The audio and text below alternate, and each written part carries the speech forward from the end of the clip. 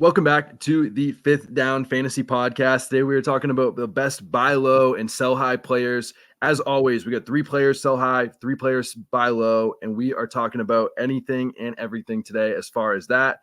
Today we are talking with Ben Wolby, as always. So Ben, let's start with you. Who's your first big buy low candidate for this week? I just want to buy Jahmyr Gibbs so much. You know how high I am on this Detroit Lions offense. And up to the minute, David Montgomery is quote unquote going to miss some time, according to head coach Dan Campbell.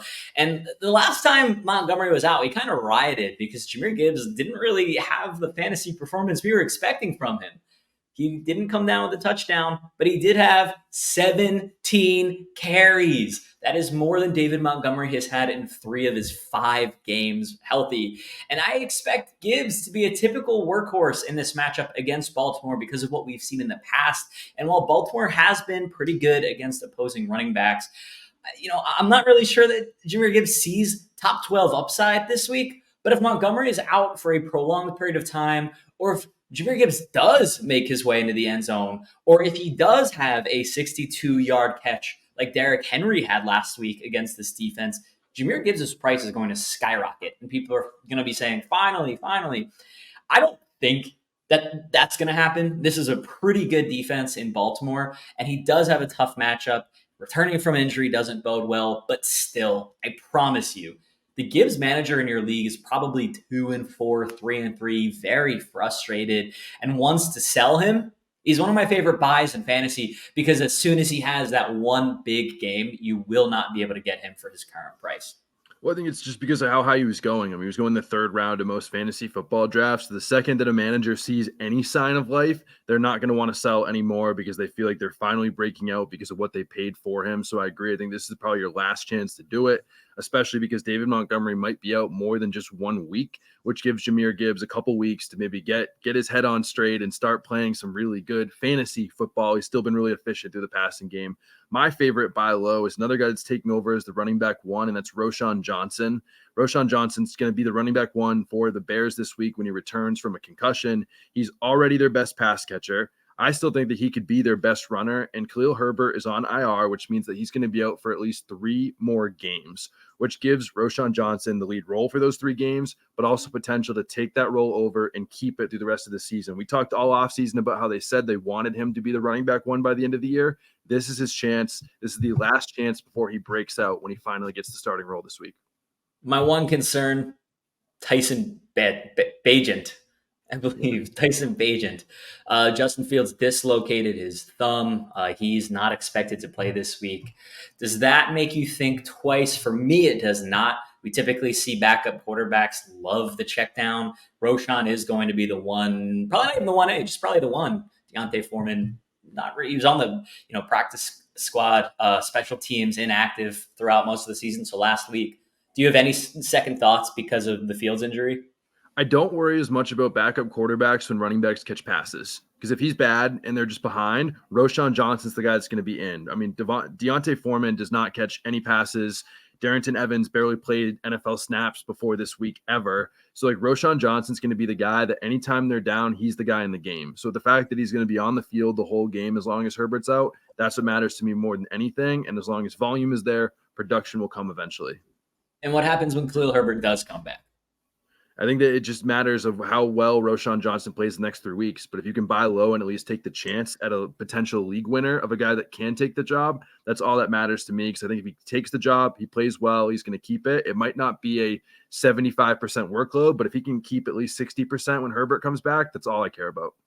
And this offense has shown that it can be fun. And I would rather take a flyer on a guy like Roschon Johnson than some of the other ugly guys on your waiver wires that you're probably like, oh my God, I need Keontae Ingram. Like, do you really? No, I'd rather have Roschon Johnson. I'm also screaming right now, pounding the table. I want all of Brandon Aiyuk that I possibly can. Over the past few weeks, he's emerged as the clear-cut number 1 wide receiver in San Francisco. I'm going to talk about Deebo Samuel, who's averaged just under 4 points per game over the past 3 weeks in just a little bit. Brandon Aiyuk in that time frame averaging over 11 points per game. And San Francisco this week is taking on the Minnesota Vikings, who are allowing the third most fantasy points to the wide receiver position. And that is music to my ears when last week Brandon Aiyuk had a 41.7% target share. 41.7. That is almost half of all of their passes were targets to Brandon Aiyuk. That is the 8th highest number so far for any player in any game this season. He had 10 targets, but only 4 receptions, despite those insane numbers, against this elite, historically good, all of the good things you could say, Browns defense. And those 4 receptions were actually the fewest any player has had with 10 targets since George Pickens, also against this Browns defense in week 2. Like, this Browns defense is good. This has nothing to do with Purdy. This has nothing to do with Aiyuk, because Aiyuk is good. He's outscoring Deebo Samuel by 6 points per game over the past 3 weeks. He had 158 air yards last week. That's the 16th most by any player in any game this season. The utilization is there. He had 14 expected fantasy points, but only 9.6 actual.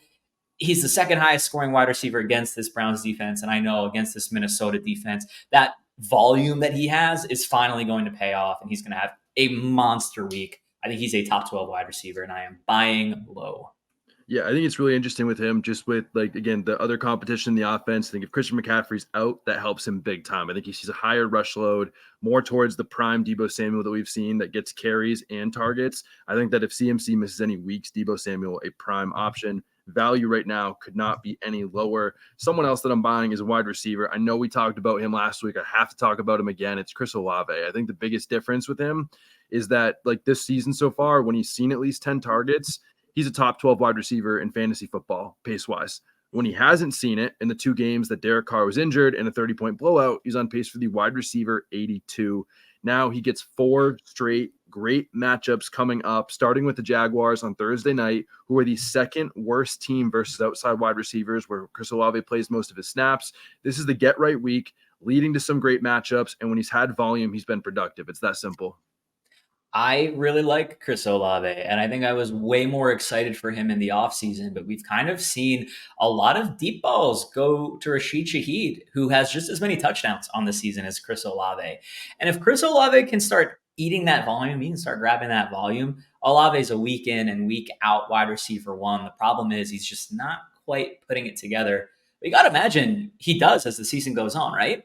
Yeah, I think he has to. It's going to happen eventually. It's just a matter of finding a way to connect it. The other thing that we didn't mention is that right now, of all wide receivers in the NFL, he is second in air yards. Air yards are like how far it tracks where the ball goes when you throw it. So if you're a lot of deep balls, you're going to get a lot of air yards because that's how far the ball is traveling to you. Only A.J. Brown has more. Every other player in the top 5 right now is far ahead of Chris Olave in fantasy. Once they start connecting on a couple big plays, he's going to put up big production. And those air yards came mostly in the game where Derek Carr shouldn't have been playing. His AC joint, thumbs down. So he's just chucking ducks out there to Chris Olave. Wasn't able to come down with them. That's Olave's role, though. Once Derek Carr is 100% or 80% or 90%, they're going to connect. I'm with you, Alex. He's got to be one of the biggest buy lows right now. I'd rather buy him than Michael Mayer. But I do think you should be keeping your eye on Michael Mayer. Incoming breakout, perhaps, right? Last week, he ran the most routes of his career, or this season since he's a rookie. He doubled his career targets from 5 to 11. He doubled his receptions from 3 to 8. He almost tripled his total receiving yards from 41 to 116. And I'm not going to spend the next 60 seconds talking about why Michael Mayer. You need to buy him. You need to add him. My interest isn't with him. It's how he was highly regarded as the best tight end in this class prior to the draft. Real ones like me and Alex knew it was Sam Laporta. Hope you were listening. But my interest is really with the Raiders. We've kind of seen how they're spreading the ball around like we expected. Devontae Adams, while he has a high target share, he's not even the wide receiver 1 on his team, really, when you consider, what, I think a total brain fart. Alex, help me out. The other wide receiver on the Raiders. Jacoby Myers. Jacoby Myers. And I'm thinking Michael Mayer. That's why. What Jacoby Myers has been able to do. I am the world's biggest Raider hater. I do not like Devontae Adams, but I do think that there is a place in this offense for Michael Mayer when you consider what George Kittle has done with Jimmy Garoppolo. So I'm interested in at least keeping my eye on Michael Mayer. Yeah, I think he's really interesting. Again, like you mentioned, like widely regarded as the best tight end in this class. Then you could also play the narrative game in terms of like guys just take a little bit to get going in fantasy. Like Sam Laporta being this good this early is very rare. Now that it was week 6 when we saw Michael Myers' best game. Oh, that's very natural for a rookie. Give him 5 or 6 games, then he starts to produce. So I think that again, someone that's still on a lot of waiver wires and definitely someone that's worth picking up. Someone that's in that similar range now, I think is just owned in over 50% of leagues is Rashee Rice for the Chiefs. They have not had a true wide receiver one since Tyreek Hill left. Don't even come at me if you're saying that Juju was a clear wide receiver one. He wasn't, okay? Rashee Rice has the potential to do that. He's had back-to-back really good games. There's a report that came out today that said that he's going to see an increased role going forward. The biggest thing I love about him, he's being targeted on over 30% of his routes.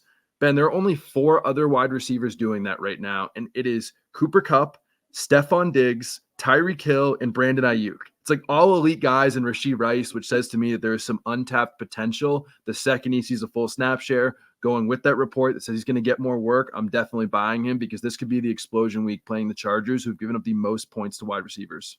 And do yourself a favor. If you are not sold on Rashee Rice, go back and look up all the offseason reports for Sky Moore. Yeah. Nothing was about Sky Moore's talent. Everything was about Sky Moore's situation. Well, guess what? Rashee Rice is in that same exact situation, but actually has the talent that we thought that Sky Moore had. And I'm with you. I think that by season's end, Rashee Rice could be the wide receiver one in this offense. We've seen enough of Sky Moore to know it's not him. And we know that Travis Kelce might be the number one target, but we can still have a productive fantasy football season from these wide receivers. Just a few years ago, Tyreek Hill was the wide receiver one. Travis Kelce's still tight end one. And I think that this offense is still missing a piece. They're not the Chiefs we're used to. Rashee Rice could open up that door and just be the Chiefs offense that we're used to seeing. Yeah, I think that he completely could. And I think that it's not going to take long. It could literally happen as soon as this week.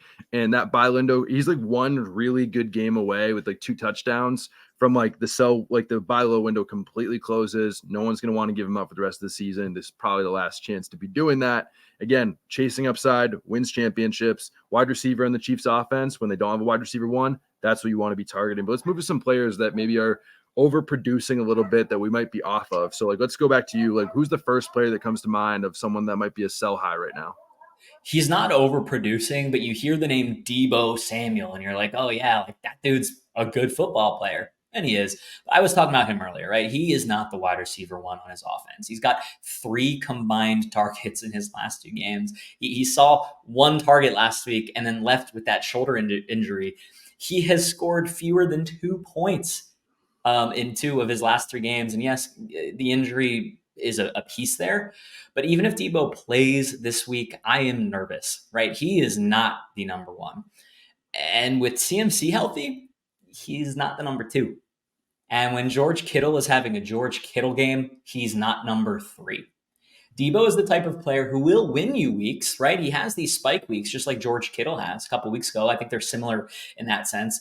And you might be able to trade away Deebo just because it's Deebo Samuel. He's underperforming. Like, he's the best player in this offense. He's not. His wide receiver one season, over 20% of his points came from on the ground. And then they traded for CMC, and he just hasn't reached that level of production.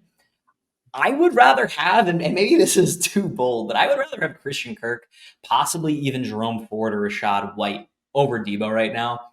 So you can sell him now based on name value. He may not be playing, and if that's the case, maybe you wait for that spike week. I just don't see what the upside is for Deebo Samuel. Yeah, I completely agree that I've never seen the upside. Devo's probably one of the people I've hated on the most. He probably doesn't deserve it, but again, it's just such a crowded offense. And when they're in the bottom 5 in pass attempts per game every single year, no matter how many great weapons they have, it's just not a recipe for fantasy football success. Someone else that we have to go back to the sell high. I know we talked about it last week. I know it's the most obvious thing in the world, but it's Adam Thielen. Again, like there is the narratives that everyone knows. Okay, Alex, like he's old. He's playing on a bad team with a rookie quarterback. That's fine.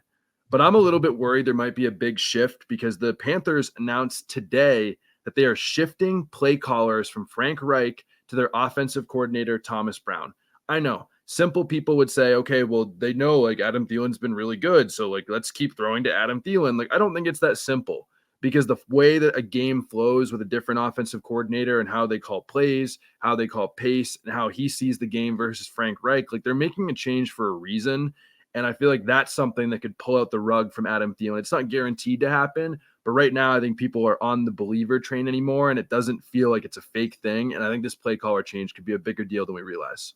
And I think too, because of the bye week going on right now, you might be able to say to somebody in your league who's 5-1, having a really good year. Oh, hey, like Adam Thielen, he'll help bolster your championship run, right? He's on a bye this week. The guy will say, yeah, like I don't need Adam Thielen. He's on bye, whatever. I'll just hang on him for a week, and then I'm getting top 12 wide receiver production. But I think everyone's in agreement. I think if you play fantasy football, you're in agreement. Adam Thielen is not a top 12 wide receiver in fantasy football right now. You could probably trade him for a wide receiver 2 value. There's a very real chance that he's actually going to be a wide receiver 3 or worse for the rest of the season. And I think that's where your point is coming from, Alex. Well, beyond that, I mean, I literally traded him this morning in a league. So I got a lot of Adam Thielen off waiver wires. I traded him for DK Metcalf. Like that, these are, again, $100 buy-in leagues. These are not just my friends. Like, these are actual humans. Maybe they're not, but like I traded him for DK Metcalf. Like, I'm sorry. Like, if anyone, like, I'm happy to show it. Like, that happened. That should tell you all you need to know about selling high on Adam Thielen. Like, you can do it. It's not just a myth. Like, if you can sell him for DK Metcalf, I'd be sending out that offer right now if you have Adam Thielen. I think we have made our point on that. Let's move up to another player that we can be selling high on. I hope the person in your league that you traded with is watching this show right now. Like, what's wrong with that trade? There's nothing wrong with that trade. If you are looking to trade away one of the biggest names in Adam Thielen, you might also want to be looking to trade away the number 3 running back by points per game in Raheem Mostert, right? I know that this dude is awesome right now. I knew that he was scoring a lot of touchdowns. Do you know how many touchdowns he scored, Alex? He has 11. He has 11 touchdowns. Well, I didn't realize he had that many. That is insane. That pace one is not going to keep up. He's averaging almost 2 touchdowns per game.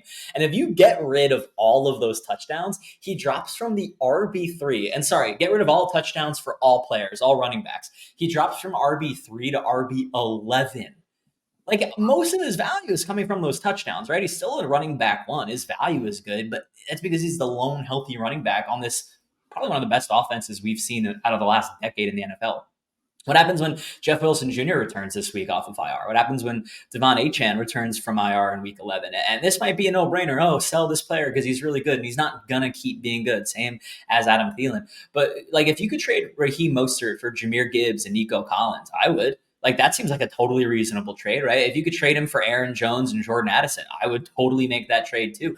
I'd be looking for week in and week out starters that, like, have a locked in role, are putting up fantasy points. And for Raheem Mostert right now, there is a very, very, very limited opportunity for his value to get any higher, considering we know his workload will decrease. We know that Achane can produce touchdowns. We know that statistically Tyreek Hill is one of the most likely players in the NFL to score touchdowns week in and week out. I just don't see what the value of holding Raheem Mostert is when you could probably get 2 other capable starters.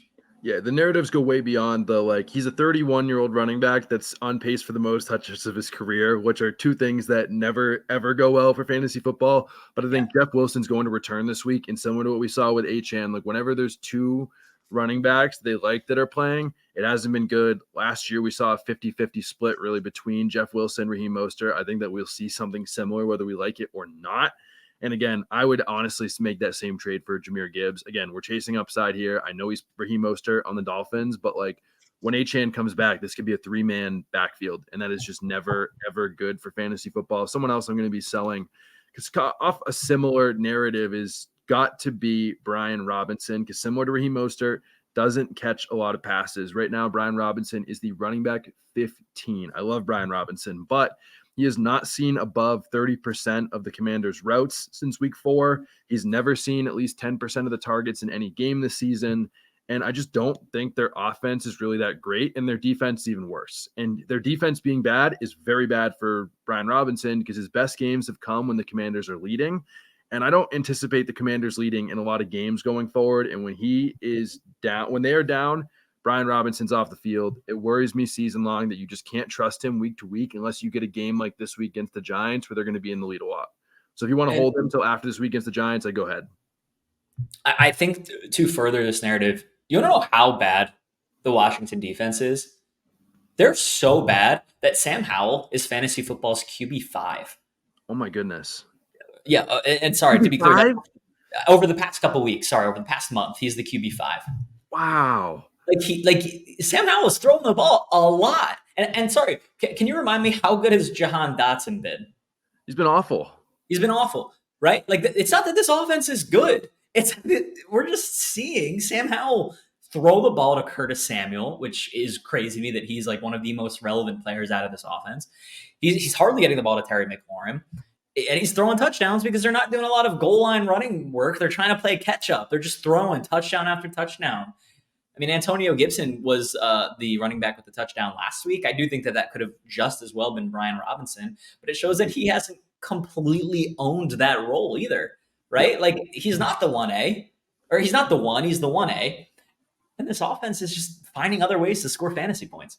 Yeah, it's just never good when it comes to those players. Again, when you have offenses like that, just not sustainable. And I think that season long it could hurt him. But who's the last guy for today that you find yourself continuing to sell high on? Another running back, 1A. Again, I don't know how much you want to call it a sell high when he's the running back for the worst offense in the NFL. I am talking about Rhamondre Stevenson. I think I keep saying, can you sell players on name value alone? If the answer is yes, if there's a Patriots fan in your league, if there's somebody who texted you when you drafted Rhamondre Stevenson, oh man, you sniped my guy, sell him, get rid of him. Right, this is the worst offense in the NFL by EPA. They are averaging negative 0.23 expected points average per play, and they are 31st in rushing EPA. There's only one team worse. And a lot of that isn't on the offense, right? I know Mac Jones has been great, but a lot of this has to be on Rhamondre, not Zeke. Rhamondre's been worse than Zeke. Rhamondre's averaging 3 yards per carry to Zeke's 3.9. Get this. Zeke has 40 fewer rushing yards than Rhamondre. 40, right? On 30 fewer carries.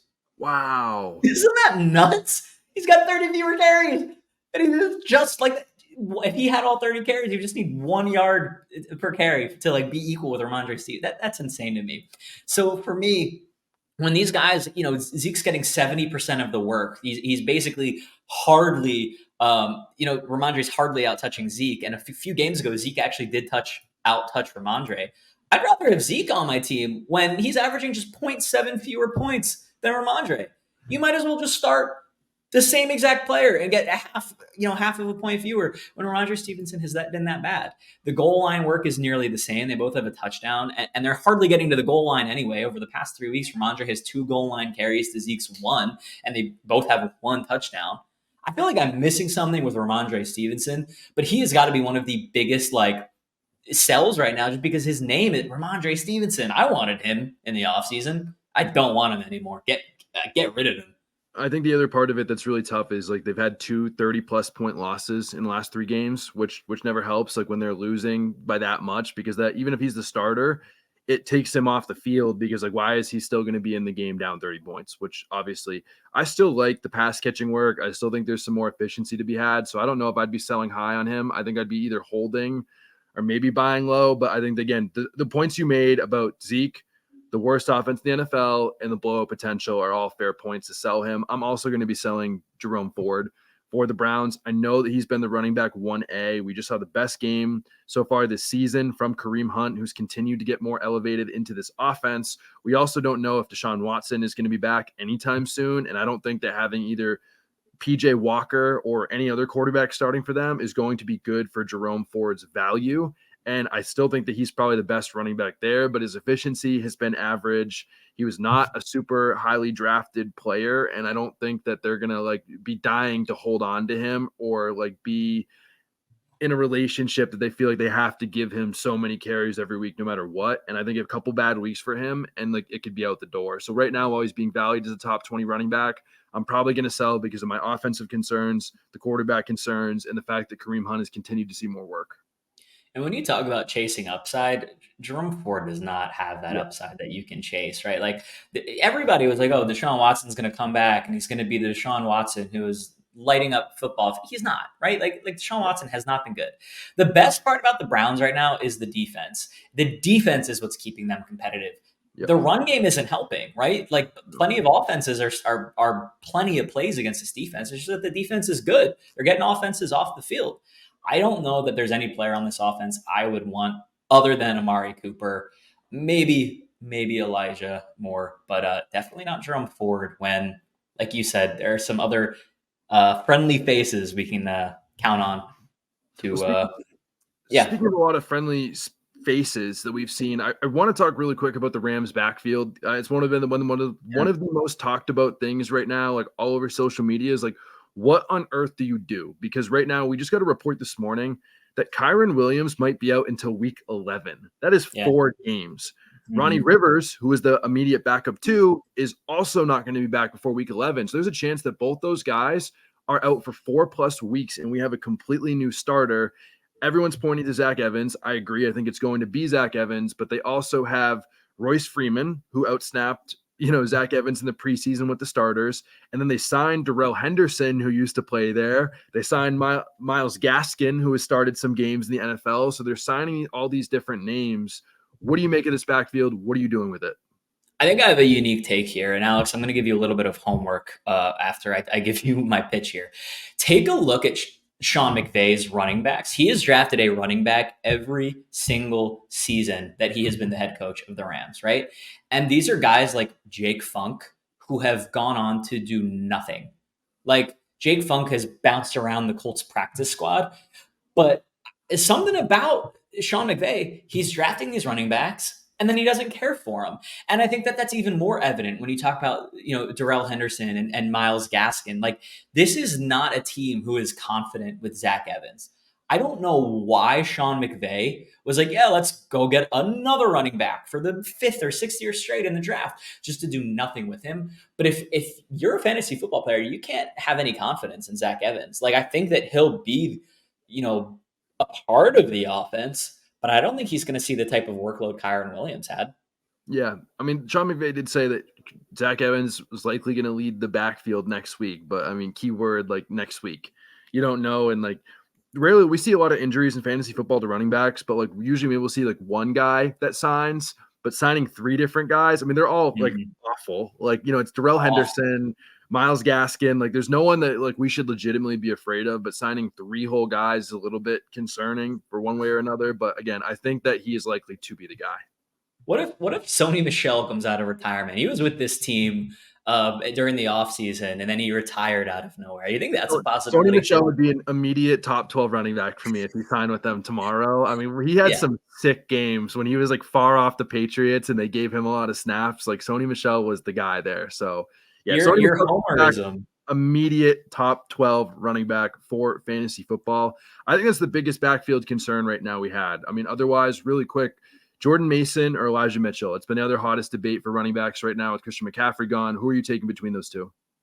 It doesn't sound like the CMC injury is super serious. It sounds like he could play this week, but I think that the 49ers made it pretty clear that they prefer Jordan Mason and how he was used after the injury. I know that through the first 5-6 weeks of the season, it was Elijah Mitchell, and then he got injured, and then it has been Jordan Mason. But last week, they preferred Mason. I think I prefer Mason.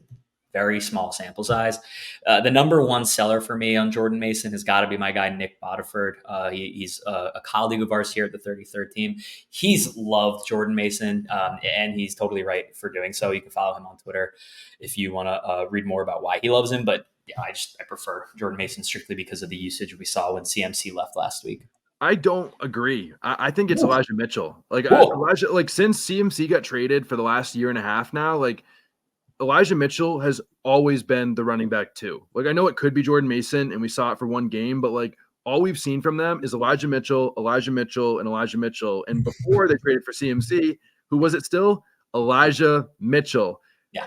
Elijah Mitchell had just missed 2 games with a knee injury. It was the first game back, and that's where Jordan Mason saw a little bit more usage, but I still think it's likely to be Elijah Mitchell. One thing I want to say about that, though, he has constantly dealt with injuries in the NFL. This guy's never been a workhorse. So I think that, yes, it is Elijah Mitchell, but either way, I don't see Christian McCaffrey being out longer than a week or 2, but I would be leaning Mitchell as the primary handcuff. It sounds like you would be taking Jordan Addison. Is that fair to say?